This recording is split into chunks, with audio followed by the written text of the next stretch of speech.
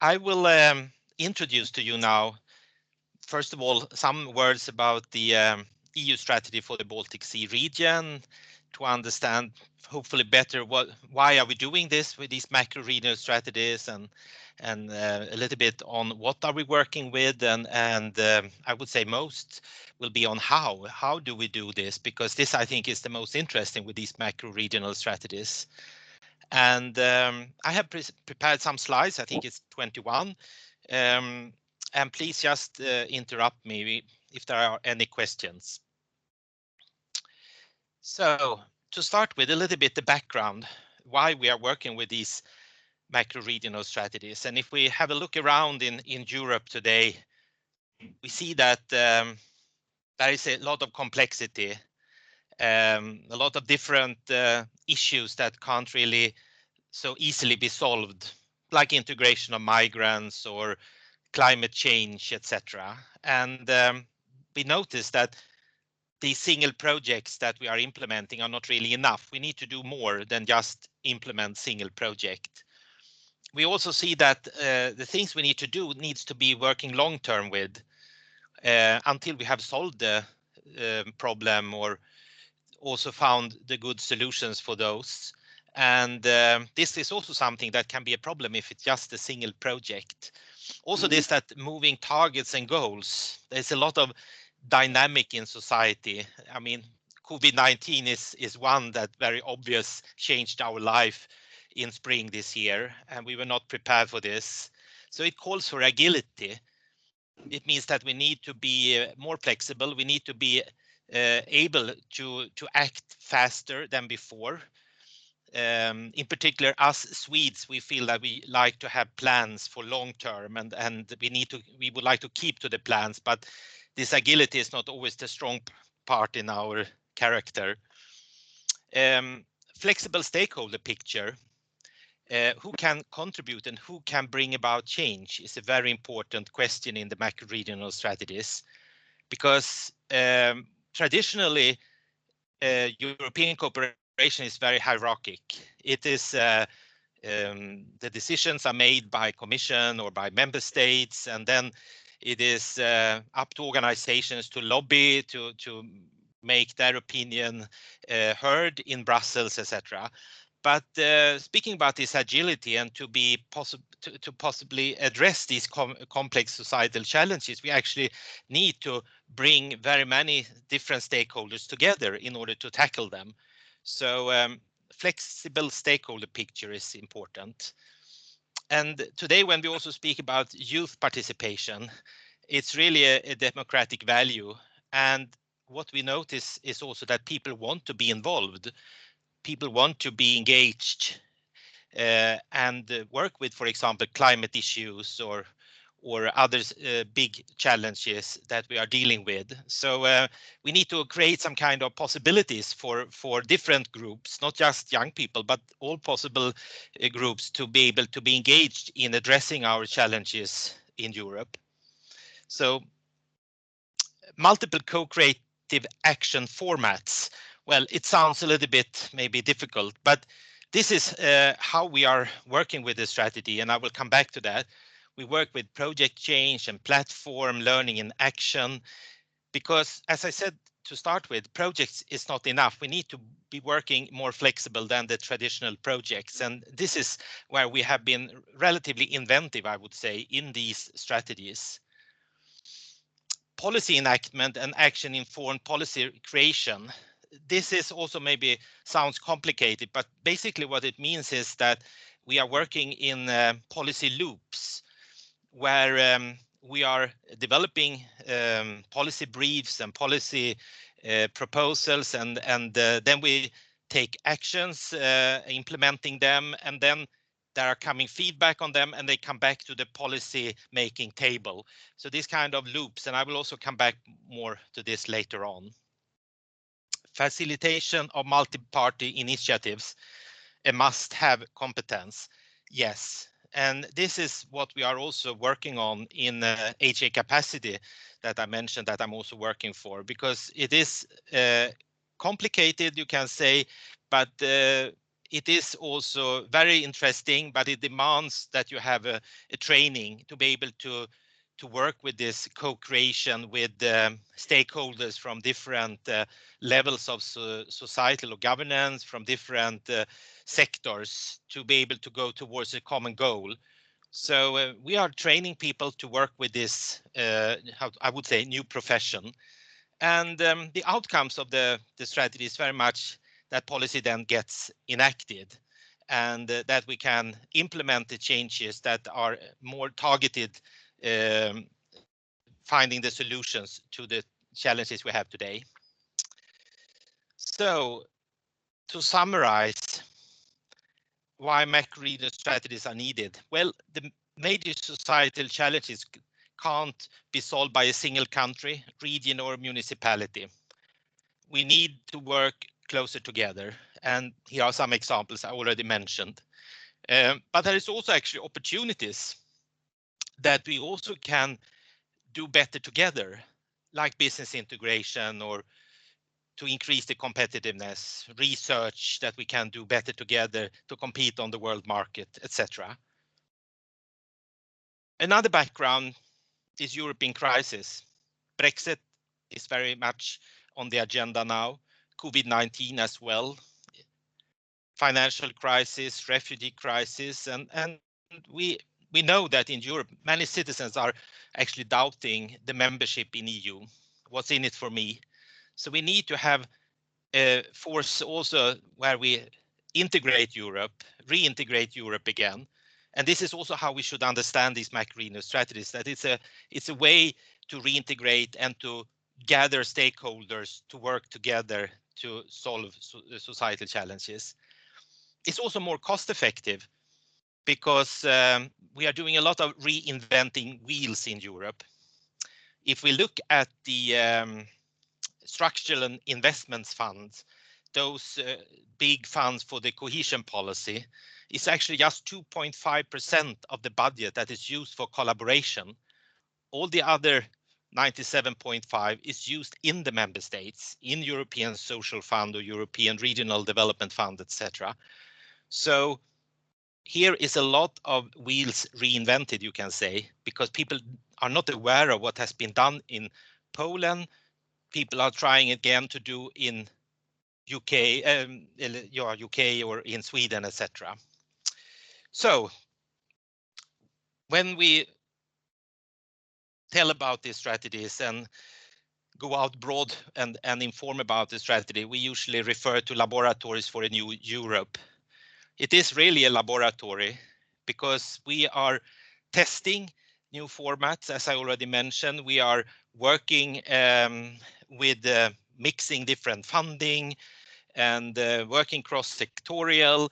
And when some years back, I had a colleague that just started, she contacted me and said that, Anders, can you give me the handbook of macro-regional strategies? And I said, there are no handbook, because we are actually learning as along the road, so to speak. And the Baltic Sea strategy, this one is the oldest one, and it's just turned 11 this year. And the other three are younger. So it means that it is a quite new phenomena in Europe. So what's up? What's happening in the Baltic Sea strategy at the moment? Well, we are to finalize the job with a new action plan. It's actually our fourth revision of the action plan. So here is also agility, you can say. And we have a little bit less actions and more targeted. There are 43. And the idea is to have one flagship in each. And I will come back to you what a flagship is. And we also work more with targets and indicators. It should be possible to measure what we are delivering in these strategies. So policy deliverables, engage stakeholders, absorbed funding are examples of these kind of indicators, but also a language that is easier to understand for an external audience. Because as you heard when I started, it was some word on this co-creation and agility, etc. So we try to find a language that is a little bit easier than to follow. And the new action plan is supposed to be in operation now from 1st of January 21. And all of us that worked with the strategy actually hope that this will be not a new revision soon. So maybe we can work with this action plan until 2027, at least during the new program period. So if you look at the implementation, so here's also something that is interesting, and that is the change, you can say, changing from single project, these flagship projects that some people have heard about maybe, to policy action processes, these flagships, these long-term collaboration platforms that engage many stakeholders, that are like home for different types of projects from different funding, and also that they are building the bridges to the policymakers. So that is a process that is going on within the strategy very much. And I said to start with that I'm a part of this being in the engine room with the oil and the different cylinders. What we also see more and more is that there are a lot of emerging cooperation between the different policy areas and horizontal action. There are like joint flagships. We have, for example, between PIA health and PIA hazards on antibiotic resistance and the problem with our water in the Baltic Sea.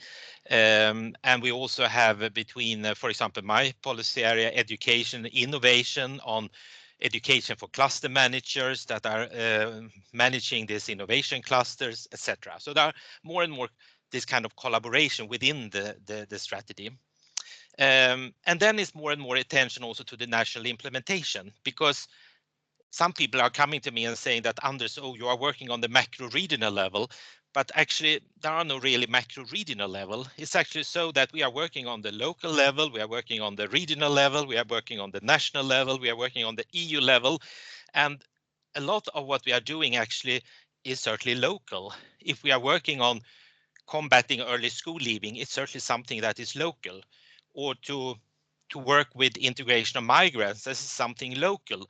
So I'm usually saying that what we are doing is really changing things on the ground. It's nothing about just policy making high up in the hierarchy somewhere. So this kind of national implementation is something that is in focus now, to really make it work now, to see that all the member states know how to work with this. We have national coordinators that are coordinating the national implementation. We have steering groups in all the policy areas with members from the different line ministries that are working with this issue. So just to see a little bit the structure of the action plan, and maybe you later will be able to, I didn't send it beforehand, but you can most probably see it also on the internet. This is how it looks. You have policy areas, and in the new action plan there will be 14 of the policy areas, where policy area education then is one. And in each of them there are usually 3 actions, and each action have targets and indicators. As I said before, it could be policy related ones that we deliver policy briefings, or it can be more that we are looking at how many stakeholders from different types of organization we engage, etc. So different indicators. And then we have at least one flagship process in each that are gathering the different stakeholders. And then you have the projects that are coming and going, basically, usually 3 years. That can be Interreg, that can be Social Fund, or whatever, Erasmus+. So I said this with policy loops. This is how we are communicating, you can say, with the member states.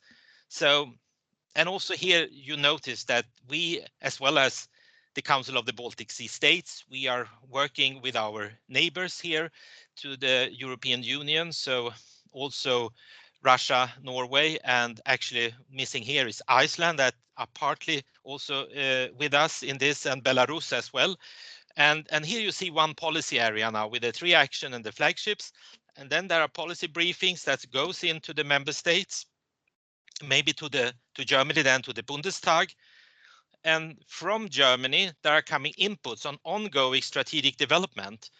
Maybe they are developing a new strategy on, for example, early school leaving in Germany. And this is important to communicate then to the flagship that are working with early school leaving, so they can, together with the other member states, then develop then different policy briefs based on very good examples, maybe in this case then from Germany.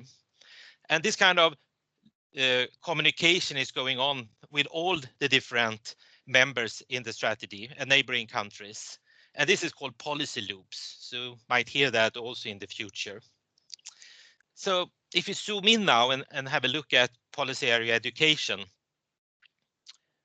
we also certainly then is part of the new action plan. We will have actually 4 actions. It's also because we are a quite big policy area.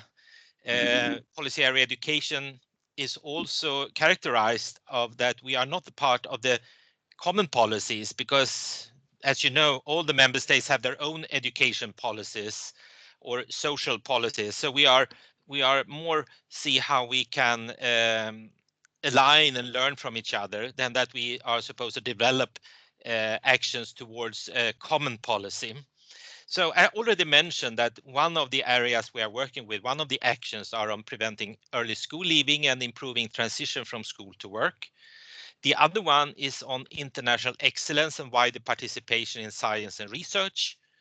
We have a labor market for all using resources of longer lives. And we have recognizing potential, easing the way for migrants. We are working in policy area education, being such a broad policy area, and so many different stakeholders are working with these topics. So one very important part for us is to reaching and involving stakeholders in the member states. And certainly now in time of COVID-19, this is done online. So we are doing a lot of these kind of workshops similar to what we do today when we are meeting the different stakeholders in the member states, discussing what is the most important topic in their country related to these 4 actions, who are the stakeholders that are working with these issues, and asking them if they want to join forces with us and if they see an added value to work together with colleagues in the Baltic Sea region. So this kind of communication is going on then on a regular basis, you can say. We are also working a lot with now in times of COVID-19, how to see how we can develop online platforms and link them to our website. And we are at the moment developing a new website. And there are certainly a lot of technologies now that has emerged, you can say, during this year. So we are looking at how can we use them also to be better on this communication, even though we can't then travel. Another part of our job is to support our flagships, and we have, and I will come back to, we have 4, actually 5 flagships at the moment, and we are developing one more. So when support flagships, and I also mentioned that with the engine room, a lot is about funding, because traditionally, when the macro-regional strategies appeared, like then in our case 11 years ago, the Interreg was the main funding source because it's an obvious funding source. They are offering solutions or projects that are transnational, so it is by nature easy to tap into them. But as we also know, Interreg is quite limited funding. I already said that is 2.5% of the cohesion policies funding, and that's why we need to go into other funds. And we're looking certainly in our area very much towards the European Social Fund that is closely linked to what we are doing, but also Horizon Europe, to also a large extent Erasmus Plus are relevant for us. So we are working with how to say strengthen the collaboration with these different funding sources or programs. We are working a lot with these policy loops.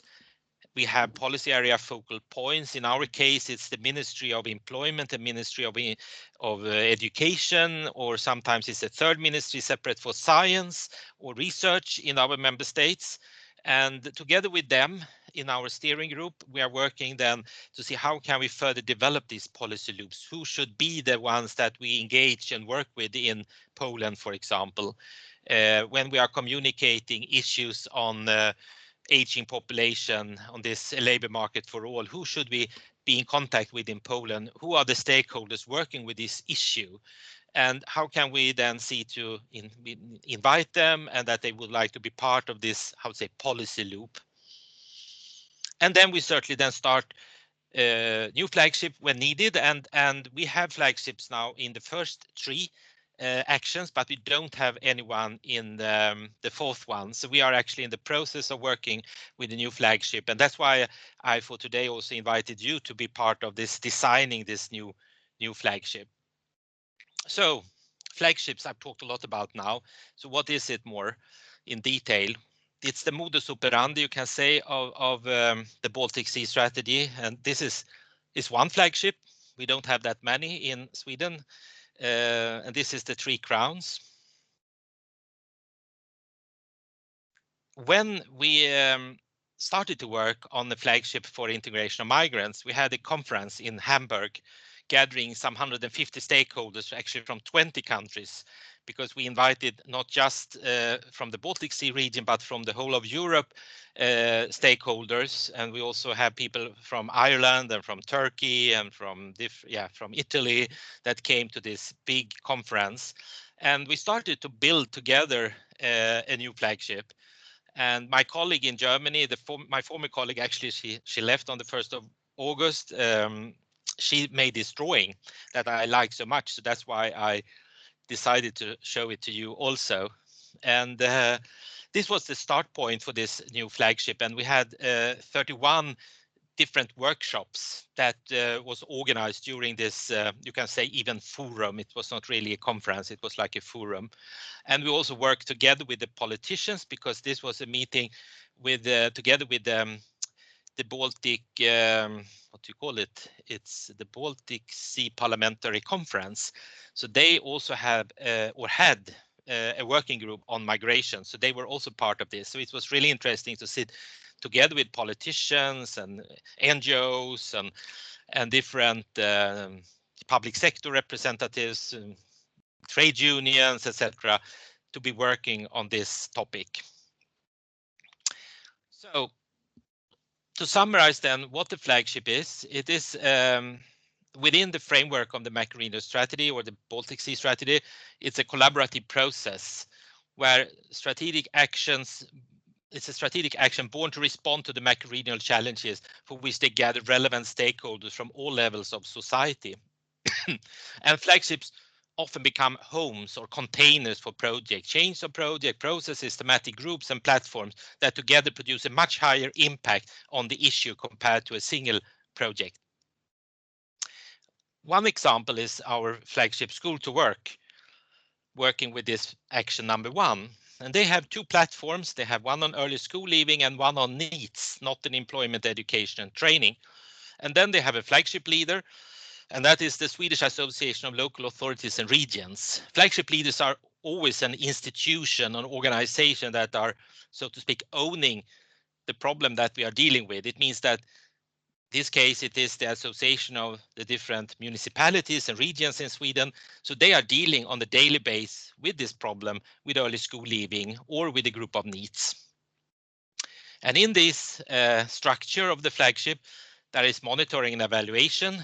It is, in this case, it's the Nordic Welfare Center, that is a Nordic Council of Ministers institution that is helping with research, often action research, visiting different projects, looking at reports from different parts of the world. We take quite a lot of good examples, in this case from Canada.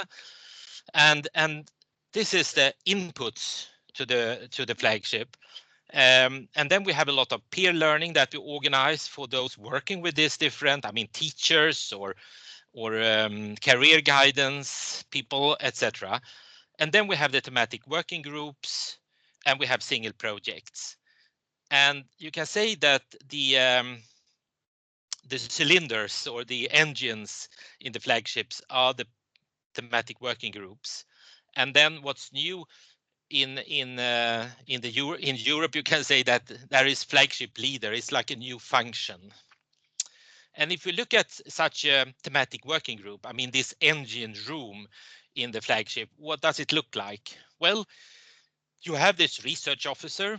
I said in our case is the Nordic Welfare Center that come with their reports and prepare inputs to the meetings. And then we have a process facilitator. I said that this is also a new profession that I talked about some minutes ago, that people that can hold the space and really to integrate different perspectives when people are working cross-sectorial multi-levels together. And then around the table, you see the flags. There are coming people from different countries. They come from different types of organization. public authorities, civil society, research, business. And together the outcomes is policy recommendations, improved practices, new methods. And some of them can be implemented directly in the um, organization that the people around the table represent. So if they are coming from a municipality, they can take this result from the work back to the municipality. But otherwise, we channel it towards, for example, the Baltic Sea Parliamentary Conference that we present this to, or we channel it to the to European Union or to the member states, to these line ministries that are members of the steering groups, etc. And if you look at the flagship, not all the members of the flagship can sit around the table. So if you look at School to Work, for example, they have some 100 members. It can be public employment services and municipalities and NGOs. Some of them are just interested to participate in the yearly conference. The conference in School to Work is actually the day after our annual forum now on the 21st of October. And some are also just interested to receive a newsletter. So you can say the passive members. And the other group, they are interested to be part of these development processes. So they are maybe sending one representative to one of these thematic working groups. And then we also have those that want to be more strategic members that maybe are working as process facilitator or hosting such a platform. So you can say that you can choose different level of engagement in a flagship. So what is then the benefit of a flagship versus a project? Well, all types of stakeholders can be on board. Civil society, youth organizations.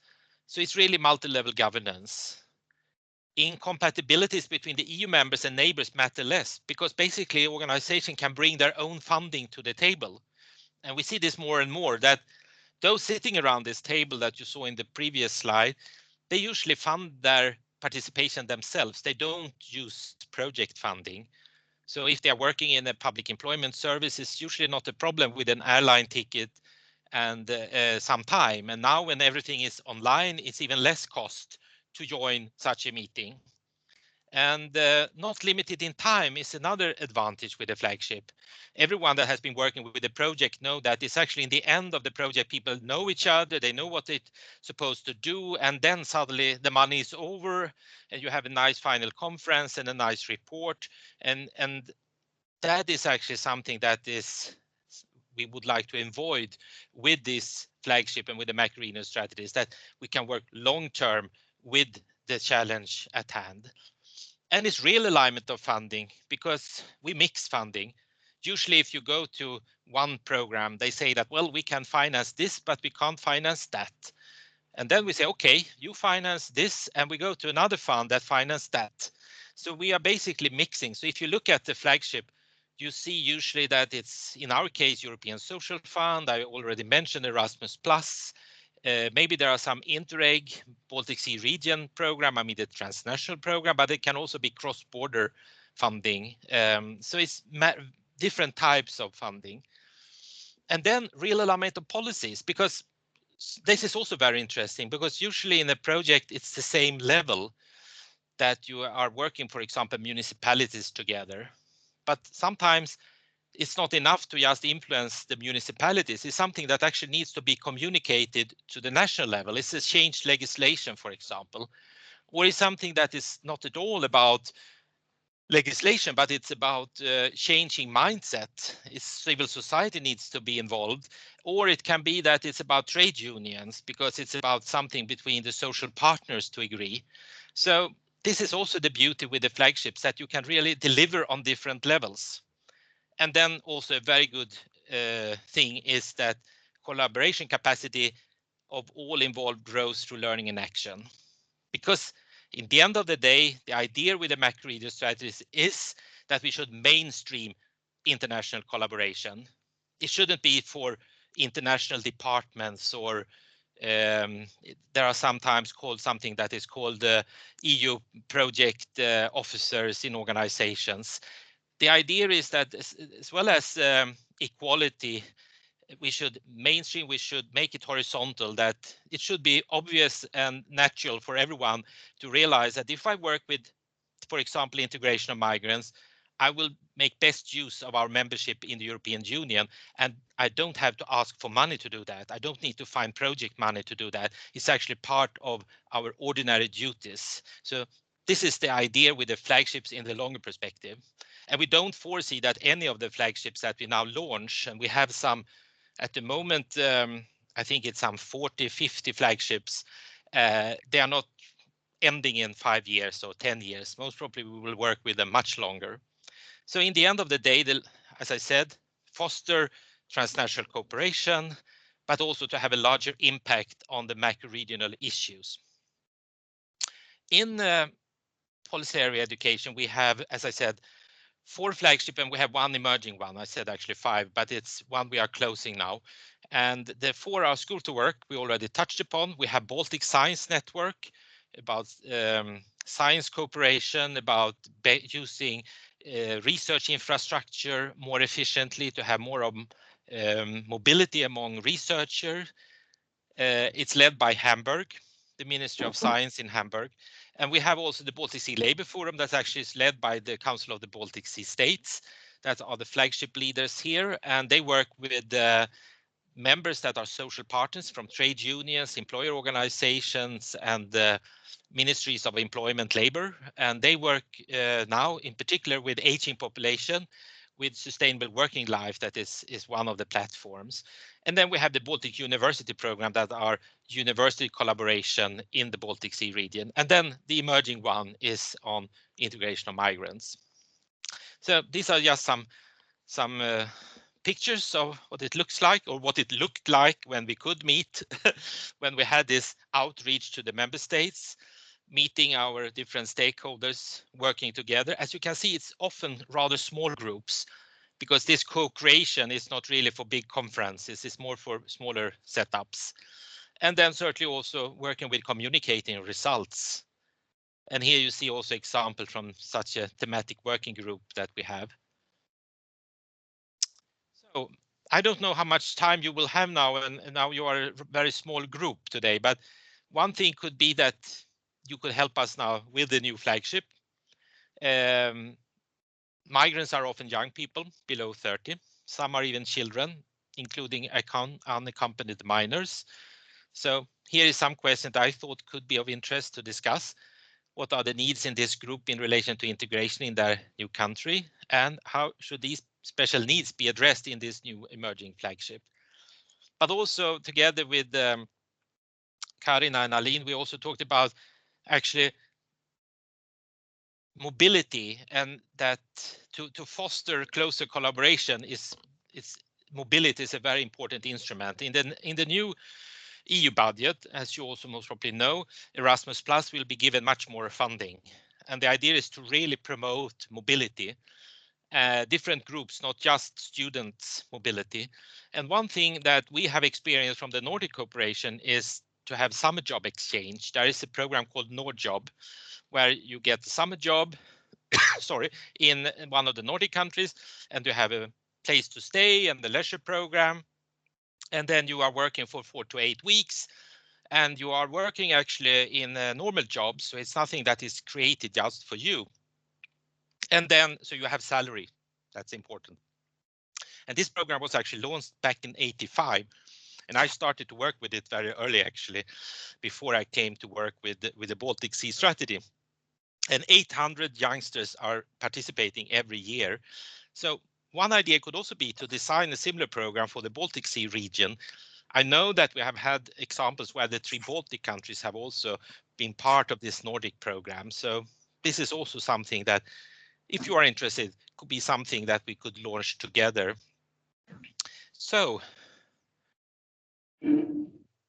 this is the text about is cut from the action plan on recognizing potential, easing the way for migrants, this 4th action. So if we want to work on this, we have this text here. And otherwise, I don't have anything else to add.